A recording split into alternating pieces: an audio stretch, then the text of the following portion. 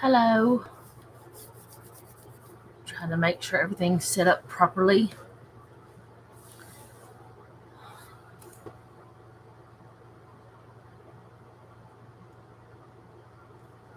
I just don't know about this camera sometimes because I have these like white blotches in spots, like light hitting there, it looks like, and there's barely any light on purpose because otherwise it would be weird. So I always have problems with it. Okay, so hello. Nobody's here yet that I can see. There was somebody, but they left. Um,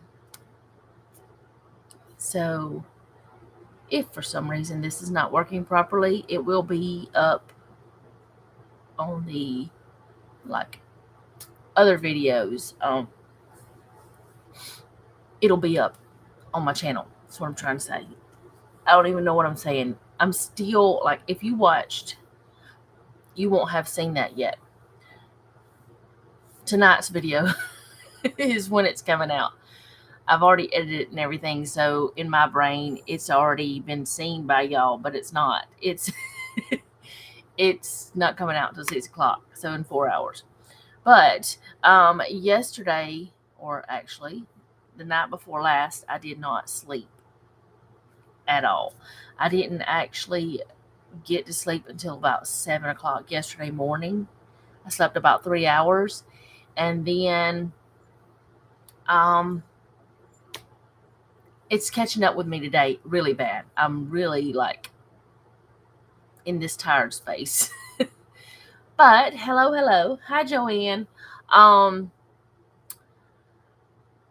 Yeah, I'm in one of those dragon situations today, but it's okay. I'm getting the things I need to get done, and that's all right. So I want to go ahead and talk about last week a little bit, just to kind of recap. We talked about 1 Samuel 4 and 5, and how that the ark was taken, and how that they looked at it kind of like whenever they had taken it to the battlefield, they looked at it more as it was as an idol, not as what God had set it up to be, not what he had meant for it to be, and they handled it incorrectly. They ended up losing it to the Philistines, and once the Philistines had it, different things that God had said was going to happen happened. Eli and his 2 sons all died. And let's see, which son was it? Was it Hophni, or I don't remember which son. Phinehas's son. Nope. Phinehas's wife. Eli's son, Phinehas. Let me start that over. Eli's son, Phinehas, his wife had a baby, and because of her husband dying and her father-in-law dying, everything happening, whenever she gave birth, she died. But before she died, she named the child Ichabod, which Ichabod meant, where did I write that down at? I know I wrote it down. Where did I write it down? I wrote it down on purpose. Oh, without glory. I did write it down. I knew I had written it down. But anyway, then the Philistines got the ark, and they took the ark to their home. They ended up taking it to 5, I believe. If I'm wrong, please forgive me. 5 different of their towns, communities, cities, whatever they are, their encampments, and bad things happened. There was, like, I want to say a rat plague. There were tumors all over the people. Their god, which was the, let's see, where did I write that down? I wrote it down. See, it's not good when I have notes that I haven't, that I can't, like, I didn't even spell that word right. But what did I? Dagon. See, I knew I had written it down. Dagon was the god of fertility. He was a false god. We all know that. Because there's only one true God. And Dagon, whenever they had set the ark in Dagon's place, with Dagon, of course, they weren't replacing Dagon. They were putting both of the gods, because they saw the ark as a god. They saw it as Yahweh himself. Dagon fell flat on his face. And we know that it was an idol. We know that it's not a real God, but that symbol fell flat on his face. And then whenever they set him back up, they came back. Whenever they came back the next day, Dagon's arms, legs, and head had all popped off. It had broken completely. There was just like a torso laying there, bowing at the ark. So, they had decided by the end of chapter 5 that they wanted to take the ark back. The Philistines were like, nope, I'm getting rid of this thing. It says in verse 11, so they called together all the rulers of the Philistines and said, send the ark of the God of Israel away. Let it go back to its own place, or it will kill us and our people. That was verse 11 in chapter 5. So now I want to go on to chapter 6. The last thing I had talked about, I think, was that God is a God of order. He has a reason why that he has chosen everything in this book. He has a reason for every single rule, every single law, every single recommendation, every single thing he ever said. He has a reason for it. And if we actually search him, if we ask him, and if we search his word, we'll find those reasons, even though initially it might be like, what in the world? Why is he saying that? But if we seek him, we'll figure it out, because he's a God of order. And that's something we need to remember, that everything that happens, there's a reason. The reason why that the seasons change, the reason why that we have rain, the reason why that there's sunshine, and the reason why that there's nighttime. There's a reason for everything. And if you study and you ask God and you seek him, he'll show you those reasons. There's a reason why everything happens in our lives. Good, bad, ugly, it doesn't matter. There is a reason for it. It may not be the reason we think that, it may not be something we want, like what's happening in my life right now. It's not a happy time. It's not fun times. It's been scary. It's been sad. It's been confusing. It's been a lot of things. I've had anger. I've had annoyance. I've had lots of different emotions, but there is a reason why that this is happening. And I have to keep remembering that there's a reason. So, I'm going to go ahead and go to chapter 6 in 1 Samuel, and I want to talk about the ark returning, and I also want to talk about idolatry today a little bit, because that was something that I did talk about a little bit last week.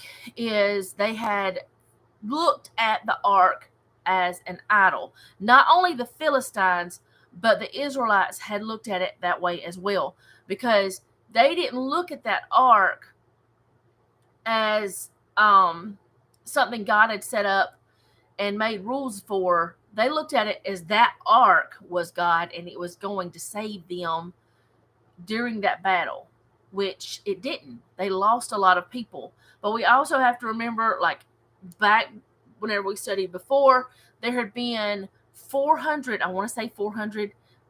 years of no prophets in Israel. There were no men of God who were, well, I can't say there were no men of God who were doing right.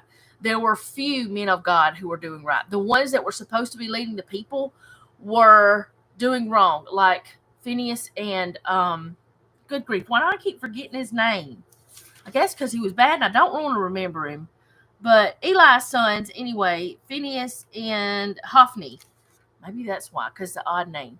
they were misusing the sacrifices. They were doing things that were wrong. So we know that there had been 4 years of pretty much spiritual famine in the world, in the land at that time. So let's go ahead to chapter 6. And I'm just going to read like I always do. I don't know why I say this every time, but I'm going to read and I'll stop, and y'all know what I do if you've been here before. And I'm kind of excited about today, and I don't know if y'all can tell that or not, because we find there's a lot of things. If we look, we will find that there's a lot of things we don't think of as idols, but they are. So I'm going to start reading. When the ark of the Lord had been in Philistine territory 7 months, the Philistines called for the priests and the diviners and said, "What shall we do with the ark of the Lord? Tell us how we should send it back to its place." They answered, "If you return the ark of God, the God of Israel, do not send it back to him without a gift. By all means, send a guilt offering to him. Then you will be healed, and you will know why his hand has been lifted from you." So they knew they had done wrong by taking the ark, so they decided to send it back. I'm looking at my notes too, with offerings. And we're going to talk about the offerings a little bit too. So in verse 4, the Philistines asked, "What guilt offerings should we send to him?"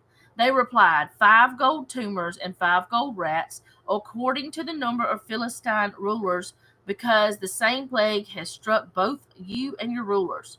Make models of the tumors and the rats that are destroying the country, and give glory to Israel's God. Perhaps he will lift his hand from you and your gods and your land. Why do you harden your hearts as the Egyptians and Pharaoh did when Israel's God dealt harshly with them? Did they not send Israelites out so they could go on their way? So, let's see. Hi, Gina. They had chosen to have 5 gold rats and 5 gold tumors. Now, I don't think I'd want that as a gift. I don't think that would, be a thing I would want. But that's what they had chosen, the rulers had. And that was their idea of what would appease God. That's what their guilt offering was.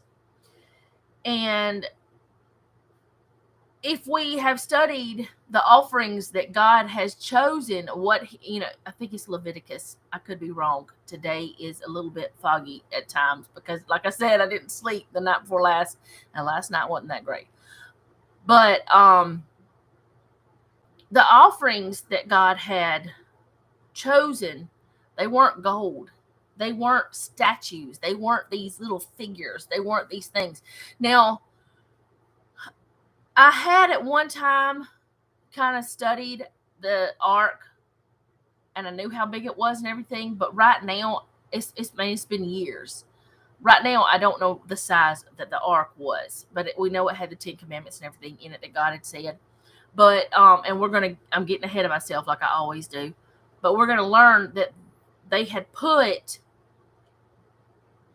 the ark and a container with these other things beside the ark on the same mode of transportation. I'll put it that way. On the same trailer, the same wagon, the same thing. So I believe the Philistines are doing right by returning what does not belong to them, by returning the ark to the Israelites. But the way they're going about it is very worldly. It's very much what they see as right, not what God would have seen as right. So where was I at? Verse 7. Now then, get a new cart ready with 2 cows that have calved and have not been yoked. Hitch the cows to the cart, but take their calves away from them and pin them up. Now, we know right now that if you have any animal, just about, now I know there are some animals that don't stay with their young, but if you have a cow, if you have a dog, if you have a cat, if you have a sheep, a goat, whatever, whenever they have a baby, whenever a mammal has a baby, that mother stays with that baby. It's very against their instincts. It's Noah, I'm sorry. It's very against their instincts to leave that baby.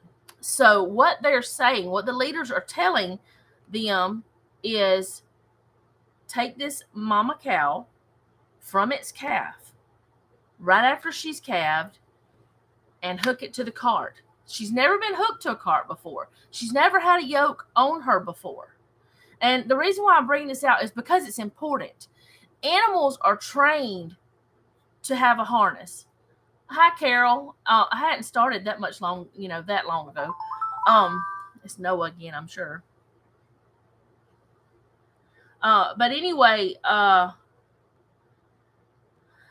goodness, he's at work, and he doesn't know I'm doing this right now. He's getting some stuff so I can make him something while he works at a grocery store. So while he's at the grocery store, he's getting the stuff. Let me take a drink of water. But anyway, I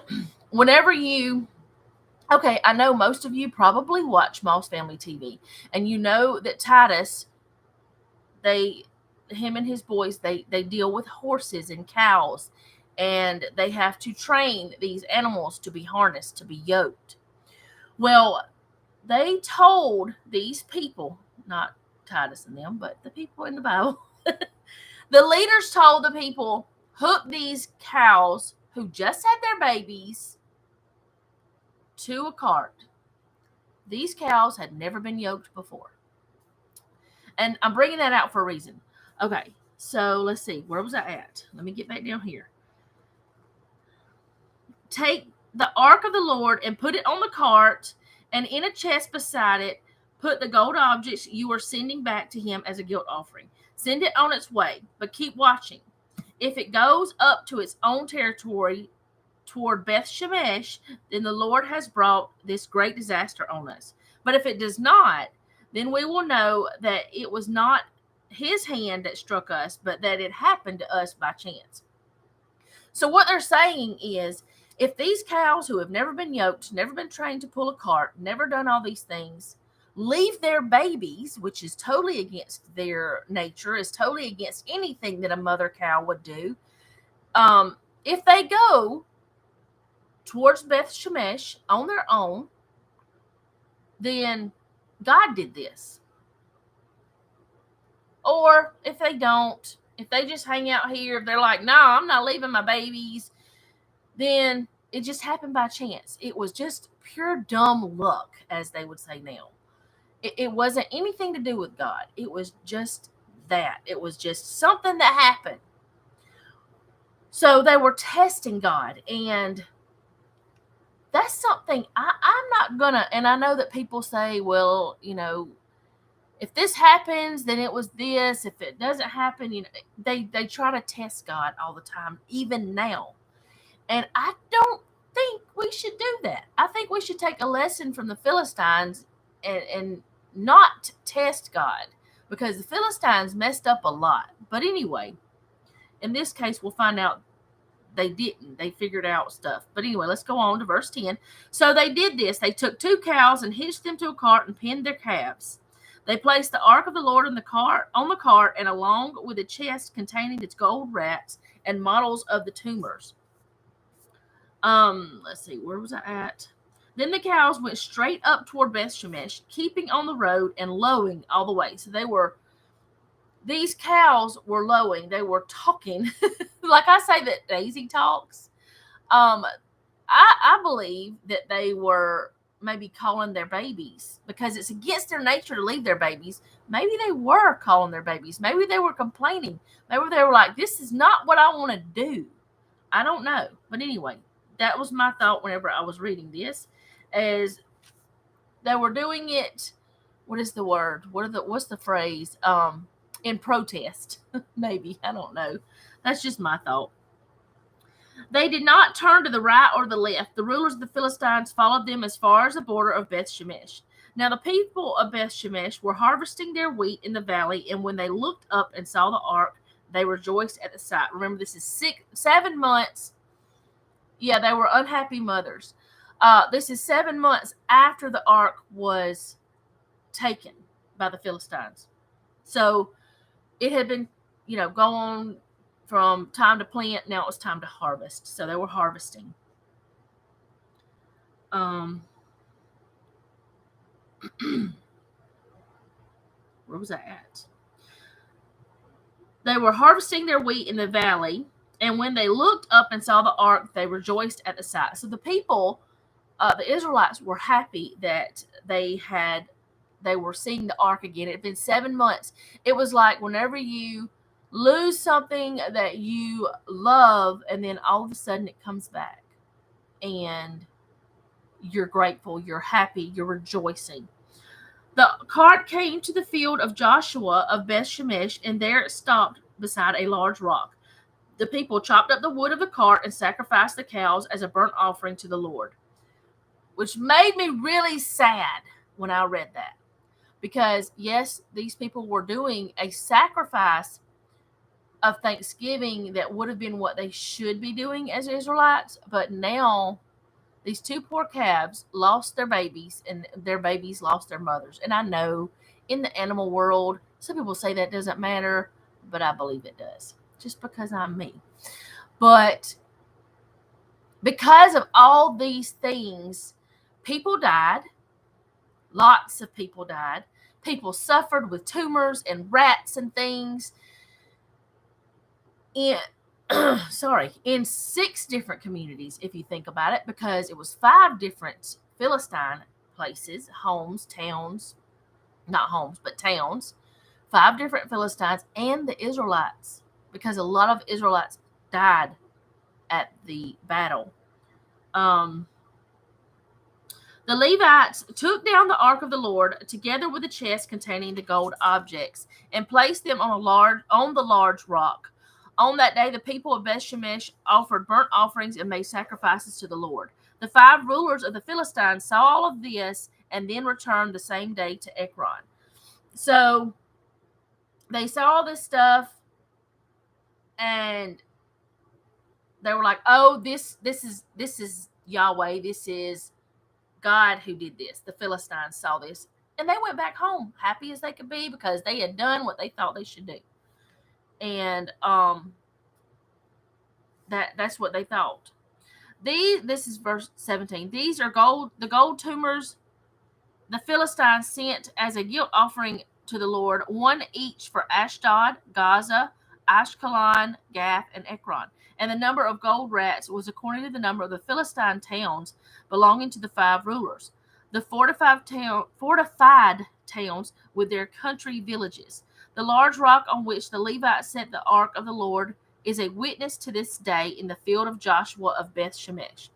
But God struck down some of the inhabitants of Beth Shemesh, putting 70 of them to death because they looked into the ark of the Lord. Now, that's 70 more people who died, and we're going to learn why in a moment, but let's see, where was it at? They brought it to Abinadab's house on the hill and consecrated Eleazar his son to guard the ark of the Lord. No, I am so wrong. That was chapter 7. I skipped down. I was like, I didn't read that earlier. What am I doing? Sorry. The people mourned because of the heavy blow the Lord had dealt them, and the people of Beth Shemesh asked, "Who can stand in the presence of the Lord, this holy God? To whom will the ark go up from here?" So forget what I read in chapter 7, because that's next week. So the people who looked into the ark at Beth Shemesh were put to death because they went against what God had said. So I want to go over to Exodus 19:21. There's a few verses there in 21, and then I got some in Numbers that I want to talk about. And the Lord said to him, "Go down to warn the people so they do not force their way to see." Wait a minute, where am I at? 19:21.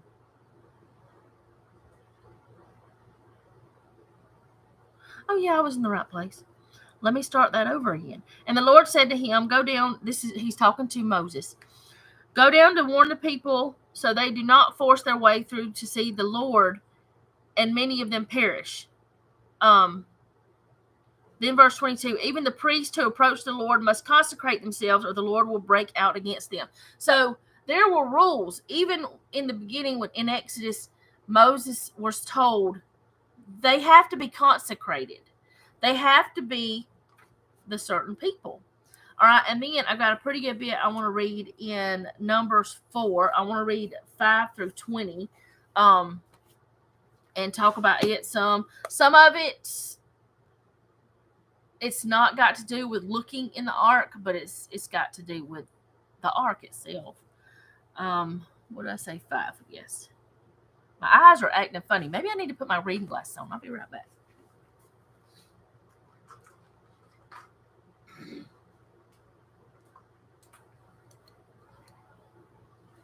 I wasn't having problems before, but I seem to be having, like, earlier today, but now I seem to be.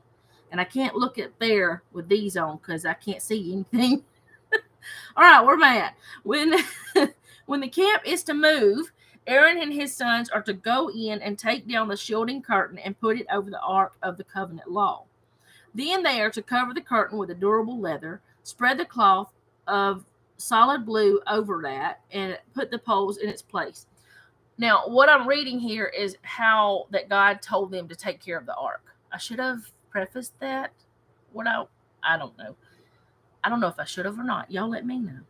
So we're reading about how they're supposed to take care of the ark whenever they're traveling.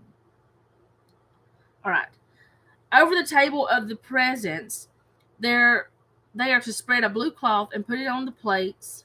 Put on it the plates, dishes, and bowls, and the jars for drink offerings. The bread that is continually there is to remain on it. They are to spread a scarlet cloth over them, cover with durable leather, and put the poles in place. They are to take the blue cloth and cover the lampstand that is for light, together with its lamps, its wick trimmers and trays, and all its jars for the olive oil used to supply it. Then they are to wrap it and all its accessories in a covering for the durable leather and put it on a carrying frame. Over the gold altar, they are to spread a blue cloth and cover it with durable leather and put the poles in place. They are to take all the articles used for ministering in the sanctuary, wrap them in a blue cloth, cover that with a durable leather, and put them on a carrying frame. So we see, y'all, that was bad. So we see already that whenever they brought the ark to the battlefield, they did it wrong.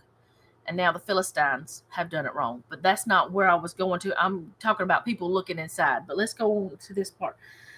They are to remove the ashes from the bronze altar and spread a purple cloth over it. Then they are to place on it all the utensils used for ministering at the altar, including the fire pans, meat forks, shovels, and sprinkling bowls. Over it they are to spread a covering of durable leather and put the poles in place. After Aaron and his sons have finished covering the holy furnishings and all the holy articles, and when the camp is ready to move, only then the Kohathites, I may not be saying that right, the Kohathites, to come, are the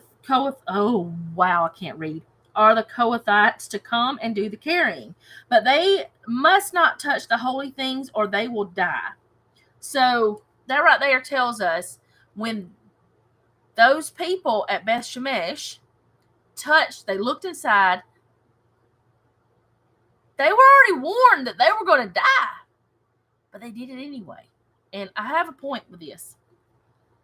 I don't know if it makes sense to y'all, but it makes sense to me. The Kohathites are to carry these things that are in the tent of meeting. Eleazar, son of Aaron, the priest, is to have charge of the oil of the light, the fragrant incense, the regular grain offering, and anointing oils. He is to be in charge of the entire tabernacle and everything in it, including the holy furnishings and articles. The Lord said to Moses and Aaron, see that the Kohathite tribal clans are not destroyed from among the Levites. So there were only certain people who were supposed to be moving this ark. And they were not supposed to be destroyed from it. Let's see where am I at. So that they may live and not die when they come near the most holy things to do this for them. So the Kohathites were the only ones allowed to come near that because they wouldn't die. For whatever reason, that's what God said. Aaron and his sons are to go into the sanctuary and assign to each man his work and what he is to carry. But the Kohathites must not go in to look at the holy things, even for a moment, or they will die. So the Kohathites could move it, but they couldn't look at it. Did I say they could look at it before? I don't know. I'm wrong if I said that. because I know I was wrong. I read it. But God had an order of how he wanted the ark moved, how he wanted to be treated, how he wanted it to be covered, and who he wanted to do all of these things. He had an order of it. Spam. I hate spam callers. Well, I don't hate the actual callers. I just hate that they can do it. I'll put it that way. I know I say I hate a lot of things, and I try to break myself from doing it, but I keep failing, because whenever you hate something, you want it to die. I want spam calling to not exist, but I don't want the people to not exist. I want them to be okay, if that makes sense. But let's get back to the Bible study. The people had messed up on many levels. They messed up whenever they put the ark at the war encampment. They whenever they took it there, they didn't do that properly. They probably didn't cover it properly. They probably didn't have the right people doing it. Then whenever the Philistines got a hold to it, they you hate opera? Okay. She wants it to die. Not the opera singers. Anyway, I'm sorry. That made me just laugh. Oh, I can't be serious now. But anyway, they messed up whenever the Philistines took it. The Philistines definitely did not know how to treat the ark. They didn't know how to put it on the cart. They didn't know you are not supposed to put another chest on there with the ark. You're only supposed to have the holy things on that cart. And then you only have the certain people who are doing the things. And only, I believe it's twice a year that people are supposed to be going into the ark. And it is only certain people.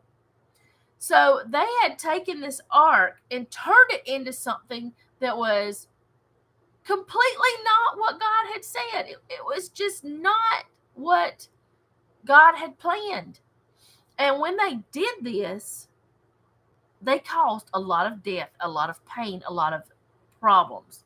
So they turned that ark into an idol. Now, that was not what this story was completely about. That's not what these chapters of the Bible was about. But it did make me think a lot about everybody hates opera. Okay. But, it's like they turn it into an idol. So I was thinking about that quite a bit. And polka, I don't know much about polka. I've heard it a little bit in movies. But that's about it. But I was thinking about idolatry, and there's so many scriptures that I just did not want to try to find all the scriptures and kind of just flip back and forth. So I cheated a little bit and I Googled. And there's an app you can get that's called Olive Tree Bible. They have awesome things on there and different Bible versions and stuff. And they also have a website with a blog. So you can go there and find like really good things. So I did use a website, and I do have it linked in the description, the blog post. So I want to read some of it. Now, I may not read all of it, but I want to read some of it. My mother used to say, roll out the barrel, or you used to get so tired and hear that. Oh, no. We all have our things that we say that people probably get tired of. I probably do that.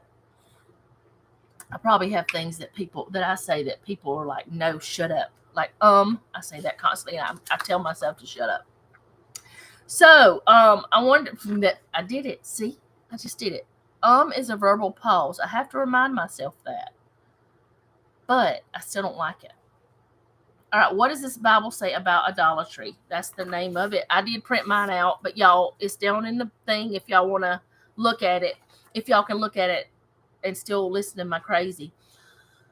And like I said, I'm probably not going to read all of it, but there were some really good points in here about like the definition and things like that. It says that in the Old Testament, idolatry was a frequent sin by the nation of Israel. We all know that it is now. That is one reason I believe, in my thoughts, idolatry is the reason why we have I don't know, 75% of our problems in this world. I'm not talking about us personally, which it could be that too. I mean, I know that I try not to set up idols, but I'm pretty sure that there are things that are idols to me that I don't even realize. And there have been things that I didn't realize were idols to me that once I figured that out, once God showed me that, I was like, oh my goodness. And I had to change what I did. I had to change my viewpoint of those things. And honestly, and y'all know that I love books. I have lots of books, so many books. Books had become an idol to me. It was a comfort. It was a thing that, well, just because something's a comfort doesn't mean it's an idol, but still, it was something that whenever I looked at it and people said things like, oh, you have such an awesome library or whatever like that, you have your own library at home, it made me feel some kind of way. And then I started realizing whenever I was reading about idols at one point that those books had become an idol. And that is not something that I wanted. So I had to ask God to help me look at them differently. Now I can, if someone like certain books, if somebody, okay, let's put it this way. I have a desire now to get rid of books, whereas before I couldn't. I just couldn't do it. Now I want to. We can put people on a pedestals too, similar to not the same in most. Yeah, we can. We can put people like humans can be like, people do that a lot with like actors and actresses and stuff.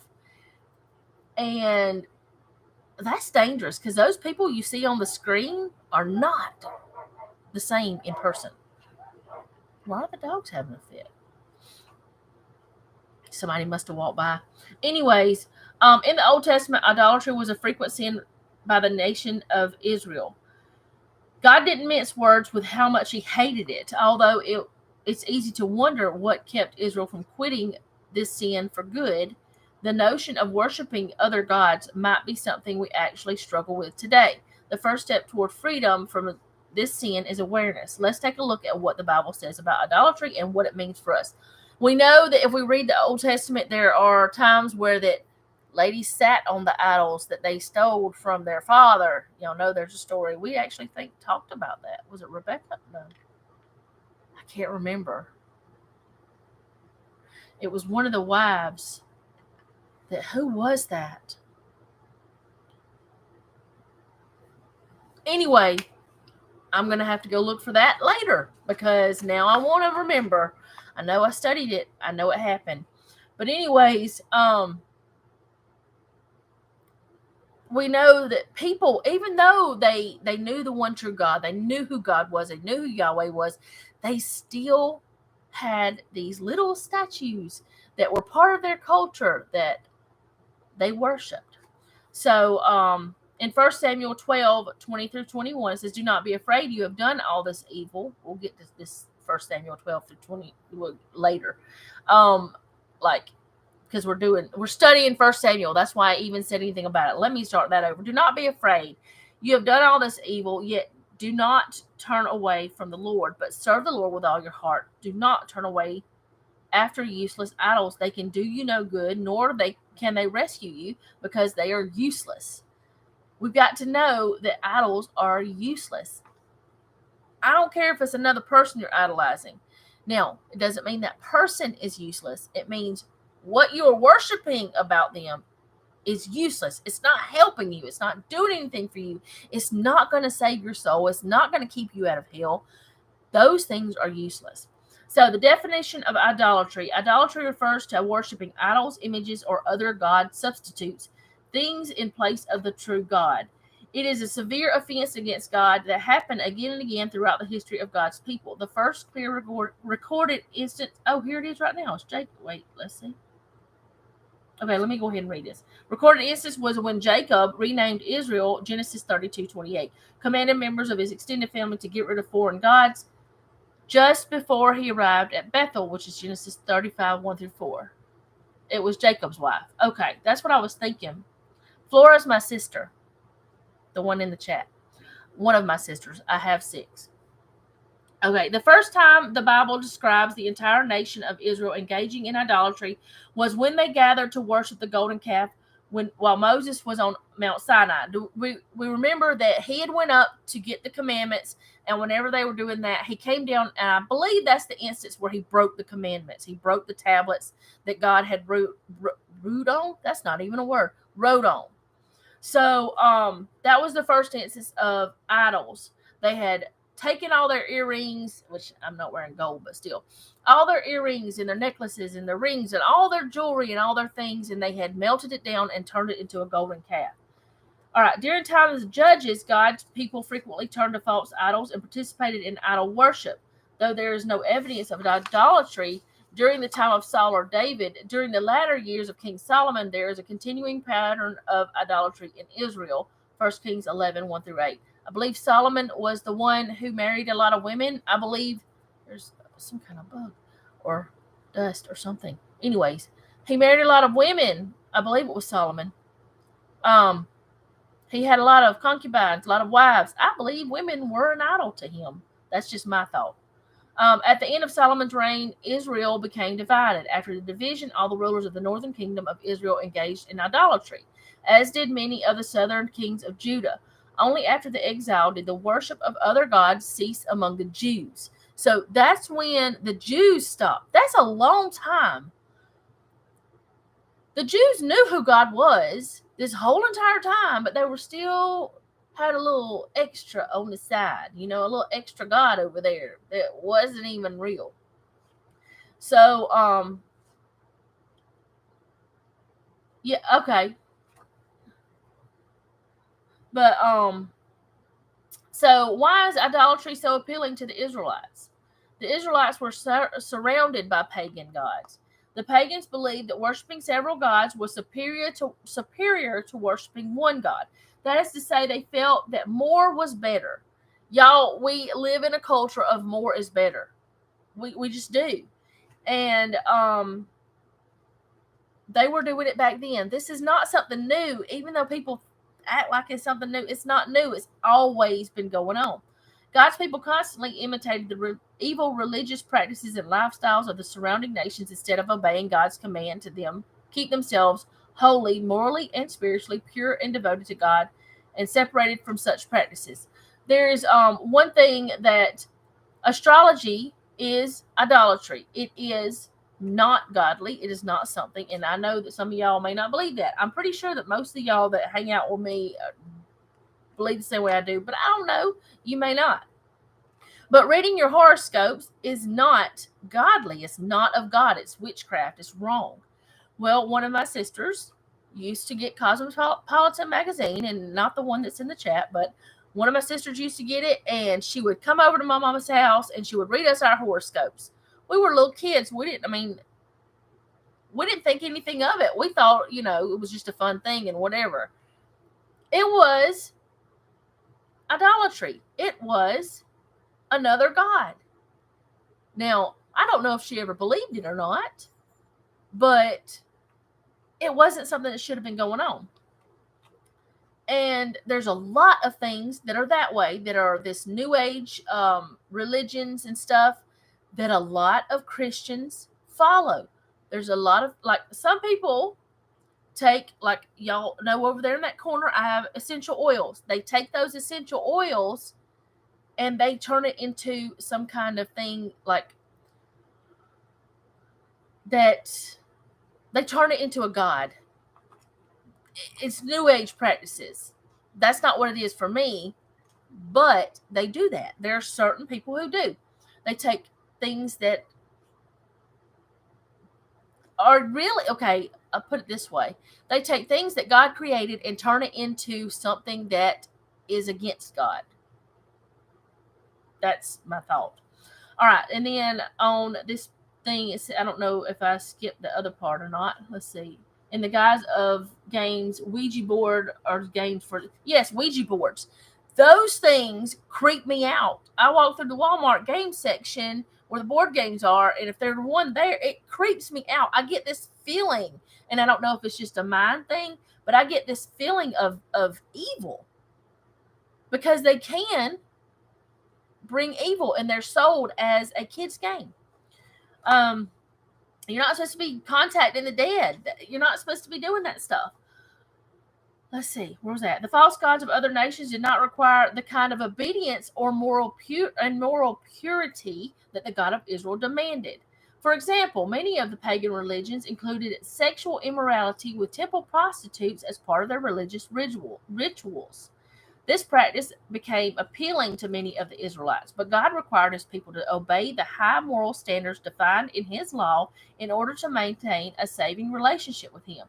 They had to resist the pull toward immorality and other sinful practices accepted and practiced by the pagan religions. I know myself, before I was a Christian, I didn't think anything of sex before marriage. I didn't think anything of men and women living together before they were married. But now I am not that way, because God has shown me that's not right.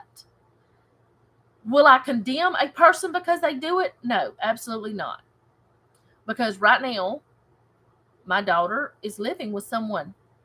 I don't know if she possibly could have gotten married. I don't even know.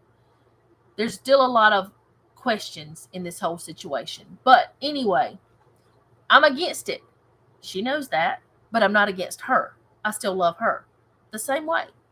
You can be against something someone is doing, but still love that person with everything in you. You just don't love what they're doing. You hate the sin, not the sinner. That's what I've always said. All right, so the next one. Because of the demonic characters of idols, idolatry at times produced appealing results of the people who worship the images. Y'all know that if y'all pay attention to a lot of the music industry, and even in the movies, but mostly the music, I see it more. And I didn't see it before. I used to never see it, really. But you really see it if you watch the videos these people make. There's so many what is the word? So many demonic, is what the word should be.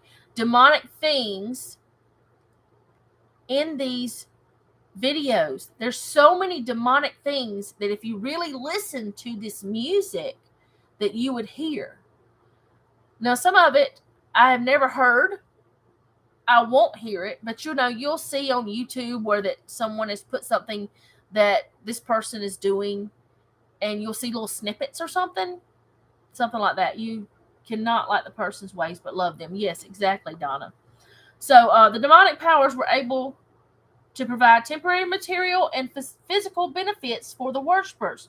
Fertility gods promised the birth of children. Weather gods promised agreeable conditions for abundant crops. Now, I was told back whenever I was trying to get pregnant that peacock feathers being in your bedroom would help you get pregnant. Did I know that was a demonic thing? Did I know that was some sort of idolatry? Did I know that was something that was wrong? No. First of all, whenever I was trying to have children, I wasn't a Christian. I didn't become a Christian until later. But even then, because I was raised in church part of my life, if I knew it was something that God didn't like, I wouldn't have done it. But I had peacock feathers in my bedroom. They were pretty. And if I remember correctly, I had them there before someone told me that. But there's a lot of little things where that you hear, if you do this, is superstitions, which a lot of superstitions are demonic. Let's see. But people believed that, these things would help them. Such benefits were attractive to the Israelites, and for these reasons, many were willing to dedicate themselves to the worship of these idols. Now, if I was suffering with infertility, which I have, at this point in time, I would not do anything that was the whatever stuff. But the person I used to be, I would have put all the peacock feathers. I would have covered the walls in the peacock feathers. I would have done all the things that might help me get pregnant. All of them. Now, because I've studied the Bible, I know what God says. I don't know everything, and I never will. Even though I've read the Bible many times, I don't know everything because I just don't think it's possible for me to know everything. But I know those things, those practices are evil, and they're not something I want to do. So I'm not gonna, like I said, I'm not gonna read all of this, but there's a lot of good information in this article, and I feel like using the ark as an idol caused so many deaths and so much pain. And there's so many things that we now, even now, I mean, I have found things in my life in the last few years that I was seeing, it was an idol to me. I didn't even realize it. Even though I'm a Christian, even though I was a Christian at the time, I didn't realize that thing was an idol. But if we look at something, and I'm not talking about humans necessarily, but if we look at something, let's just say this phone.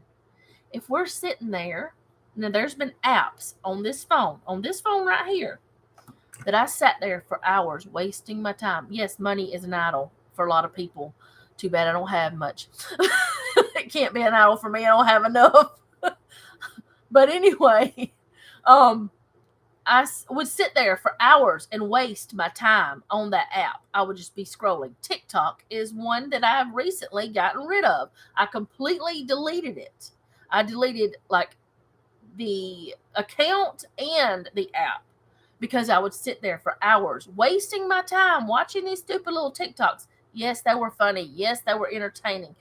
But I was wasting my time doing that instead of doing something else that would have been productive, that would have made me feel better later, that would have had a long-term effect on me, that would have helped me. Now, was that time I was wasting taking away from anyone else? No, but it was stealing from me.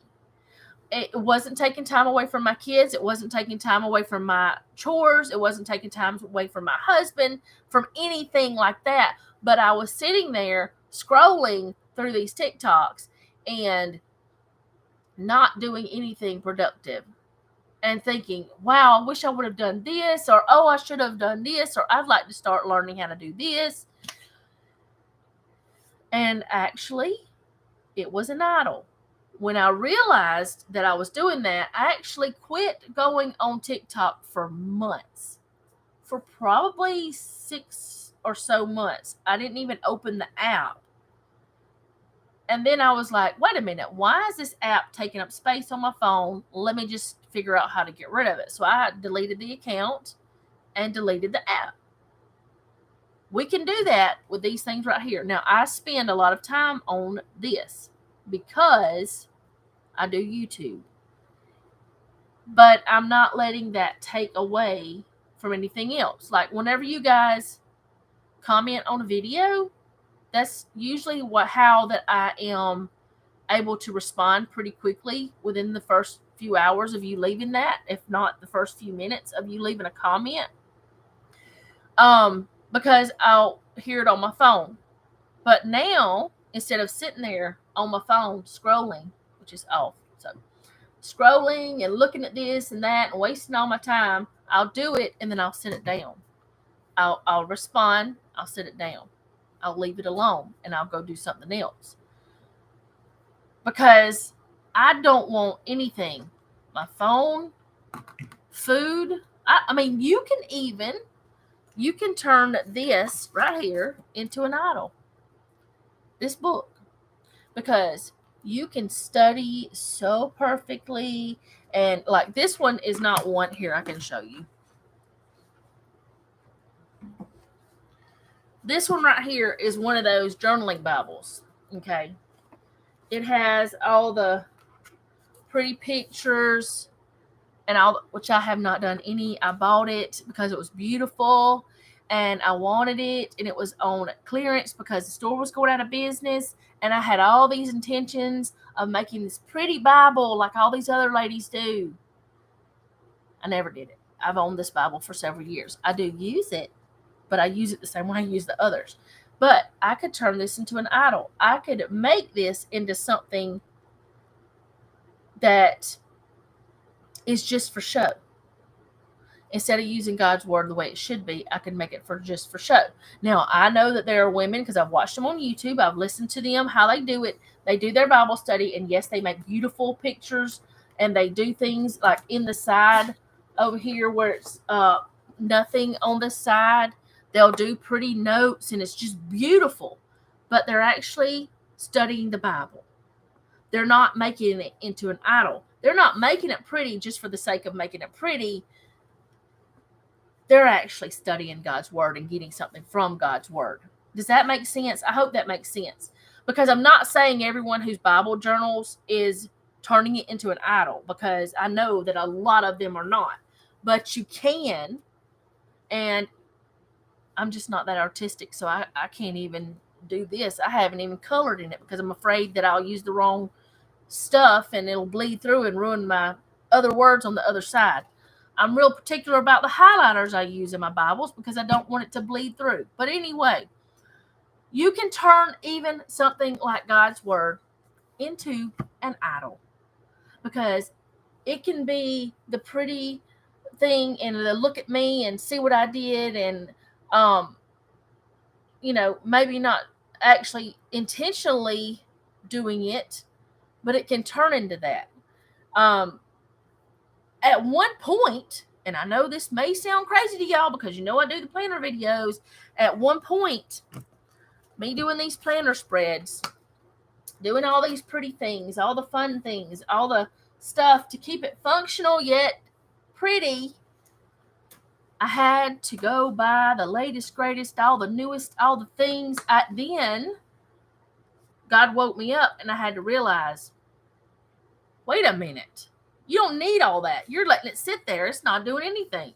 Well, I had started turning it into an idol. Now, I hadn't gotten that far yet, but I could see it was going to go that way. I had to get all the new washi. I had to get all the new stuff, the new books, the sticker books, all the sticker books. I had to have them so many, and I do have a lot, but I would let them sit there.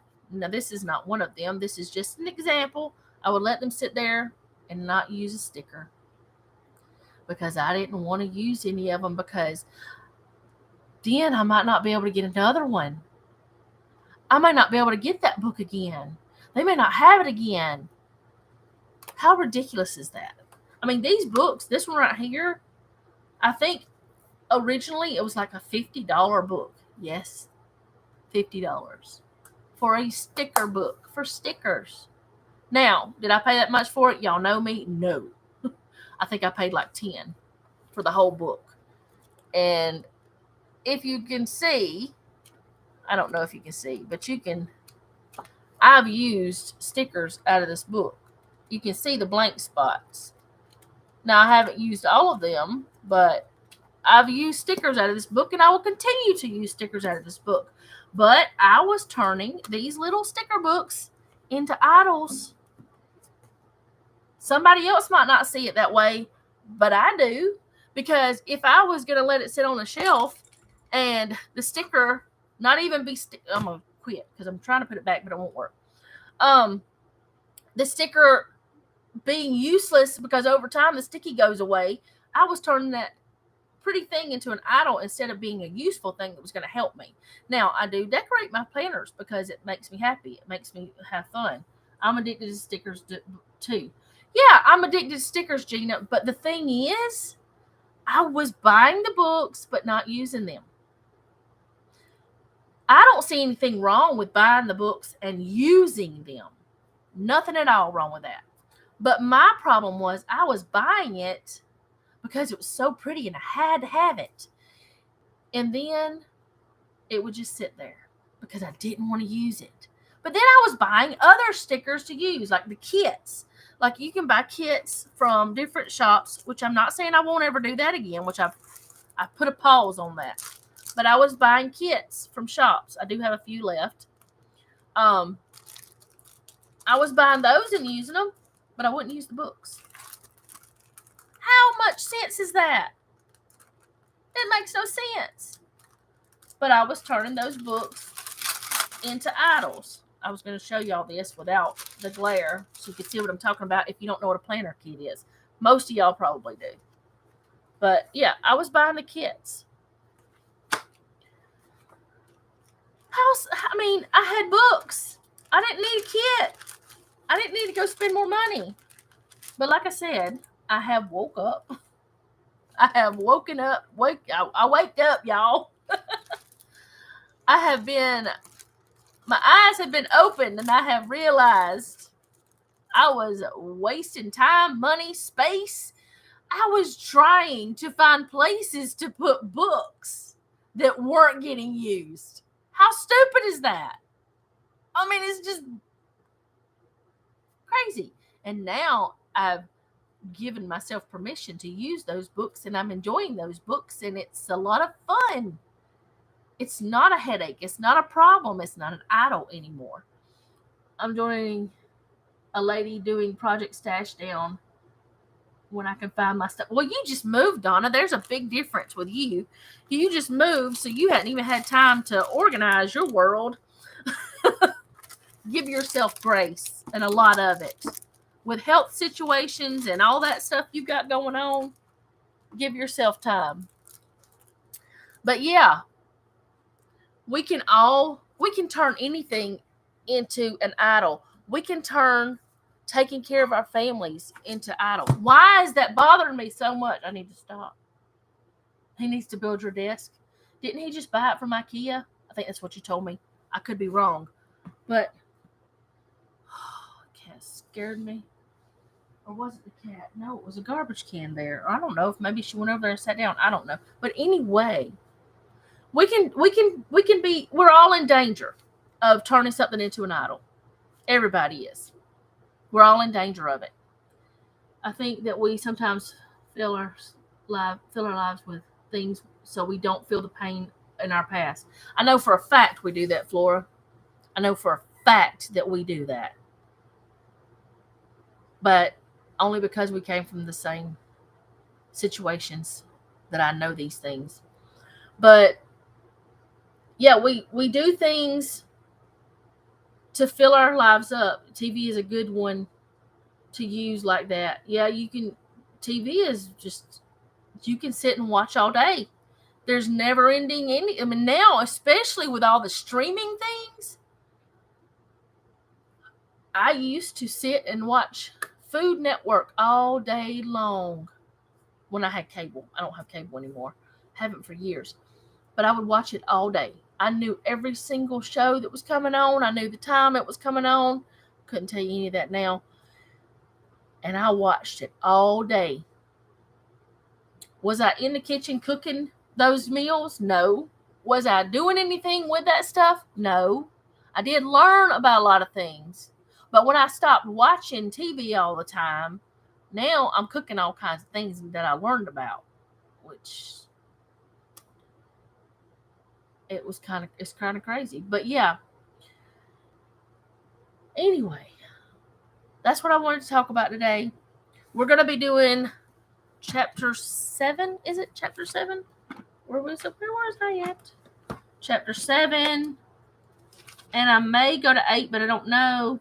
Because, let's see, we're going to be talking about Samuel subduing the Philistines. And then about Saul becoming king. We'll see. I don't know because I haven't studied 7 yet. We'll see how far it goes because actually I was planning on doing 6 and 7 today, but then I started looking at the idolatry stuff and I was like, no, I won't have time.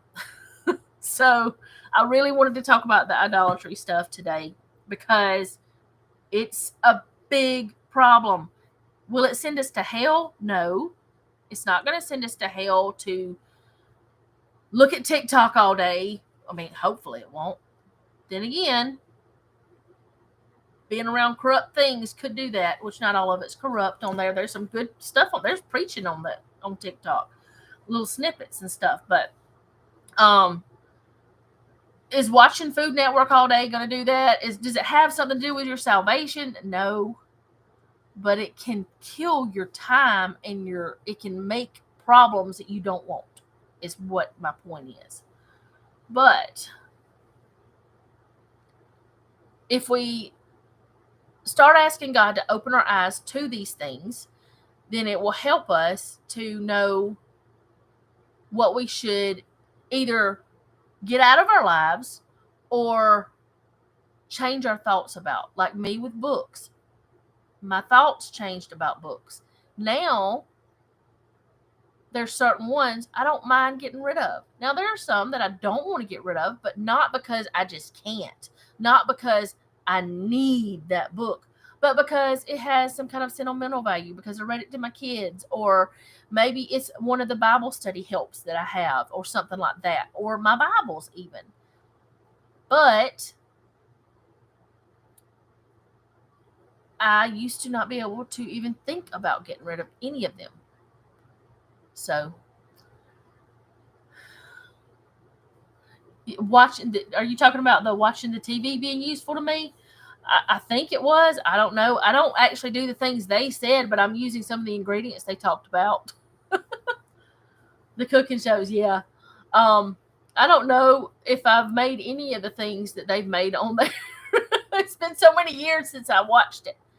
But anyway, I'm going to go because I got chores to do. Don't have any clothes to do today, which is odd, other than I need to fold one load. But listen, thanks for the great Bible study. It was very insightful. Thank you, Joanne. I hope so. I feel like I get off on rabbit trails sometimes. And this is not like me teaching y'all. This is for us to talk and do things together. That's the only reason I even want to do this, because I'm not somebody trying to teach you. I'm just trying to tell you what I think, and maybe, get some feedback from y'all, and we, like a Bible study. We get a group study, do it together. But I'm going to go so I can get things done and get supper cooked in a little while, because Noah will be home after a while from work. And I will see y'all next Tuesday at 2 for the Bible study. But I'll see y'all tonight at 6 o'clock Central Time if you watch my video. And I think that's all. But thank you for hanging out with me today. And remember, don't take any wooden nickels, and be sweet.